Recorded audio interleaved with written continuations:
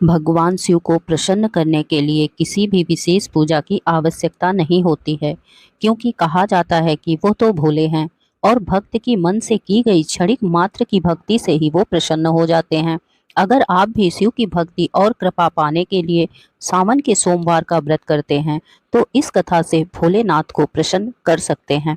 एक साहूकार था जो शिव का अनन्य भक्त था। उसके पास धन धान्य किसी भी चीज की कमी नहीं थी, लेकिन उसके पुत्र नहीं था और वो इसी कामना को लेकर रोज शिव जी के मंदिर जाकर दीपक जलाया करता था। उसके इस भक्ति भाव को देखकर एक दिन माता पार्वती ने शिव जी से कहा कि ये साहूकार आपका अनन्य भक्त है, इसको किसी बात का कष्ट है तो आपको उसे अवश्य दूर करना चाहिए। शिव जी बोले, पार्वती, इस साहूकार के पास पुत्र नहीं है, ये इसी से दुखी रहता है। माता पार्वती कहती हैं कि हे प्रभु, कृपा करके इसे पुत्र का वरदान दीजिए।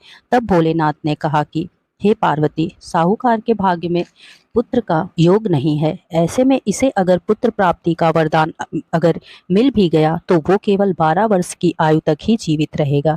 ये सुनने के बाद भी माता पार्वती ने कहा कि हे प्रभु, आपको इस साहूकार को पुत्र का वर देना ही होगा, अन्यथा भक्त क्यों आपकी सेवा पूजा करेंगे। माता के बार बार कहने से भोलेनाथ ने साहूकार को पुत्र का वरदान दिया, लेकिन ये भी कहा कि वो केवल 12 वर्ष तक ही जीवित रहेगा। साहूकार ये सारी बातें सुन रहा था, इसीलिए उसे ना तो खुशी हुई और ना दुख। वो पहले की ही तरह भोलेनाथ की पूजा अर्चना करता रहा।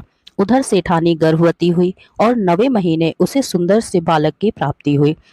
परिवार में खूब हर्षोल्लास मनाया गया, लेकिन साहूकार पहले की ही तरह रहा और उसने बालक की 12 वर्ष की आयु का जिक्र किसी से भी नहीं किया। जब बालक की 11 वर्ष की आयु हो गई तो एक दिन साहूकार की सेठानी ने बालक के विवाह के लिए कहा। तो साहूकार ने कहा कि वो अभी बालक को पढ़ने के लिए काशी जी भेजेगा। इसके बाद उसने बालक के मामा को बुलाया और कहा कि इसे काशी पढ़ने के लिए ले जाओ और रास्ते में जिस जगह भी स्थान पर रुकना, वहां यज्ञ करते और ब्राह्मणों को भोजन कराते हुए आगे बढ़ना। और वो भी उसी तरह करते हुए जा रहे थे कि रास्ते में एक राजकुमारी का विवाह था। जिससे उसका विवाह होना था वो एक आंख से काना था। तो उसके पिता ने अति सुंदर साहूकार के बेटे को देखा, तो उसने मन में आया कि क्यों ना इसे ही घोड़ी पर बिठाकर शादी के सारे कार्य संपन्न करा लिया जाए। तो उन्होंने मामा से कहा, बात की और कहा इसके बदले में वो ढेर सारा धन देंगे।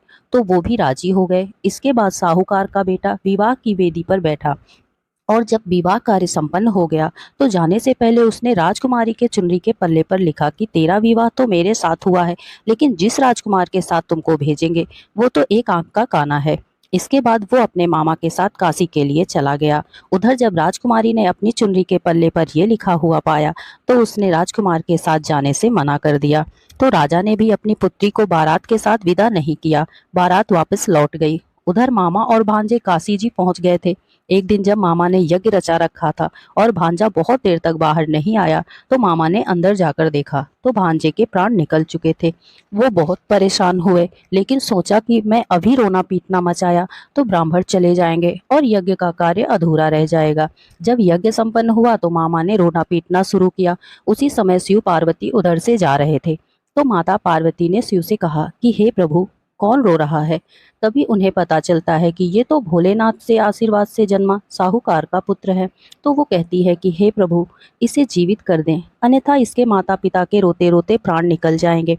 तब भोलेनाथ ने कहा कि हे पार्वती, इसकी आयु इतनी ही थी सो भोग चुका। लेकिन माँ के बार बार आग्रह करने पर भोलेनाथ ने उसे जीवित कर दिया।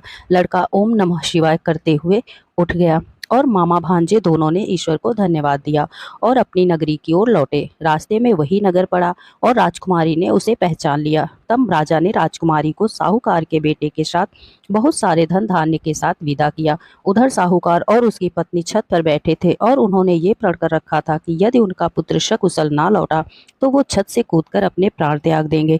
तभी लड़के के मामा ने आकर साहूकार के बेटे और बहू के आने का समाचार सुनाया, लेकिन वे नहीं माने। तो मामा ने शपथ पूर्वक कहा। तब वो दोनों को विश्वास हो गया और दोनों ने अपने बहू बेटे का स्वागत किया। उसी रात साहूकार को स्वप्न में शिव जी ने दर्शन दिया और कहा कि तुम्हारे पूजन से मैं प्रसन्न हुआ। इसी प्रकार जो भी व्यक्ति कथा को सुन पढ़ेगा या सुनेगा उसके समस्त दुख दूर होंगे और सभी मनोकामनाओं की पूर्ति होगी। तो आपको वीडियो कैसा लगा अगर आप हमारे चैनल पर नए हैं तो प्लीज़ हमारे चैनल को लाइक और सब्सक्राइब जरूर करें। फिर मिलेंगे नेक्स्ट वीडियो में, तब तक के लिए धन्यवाद।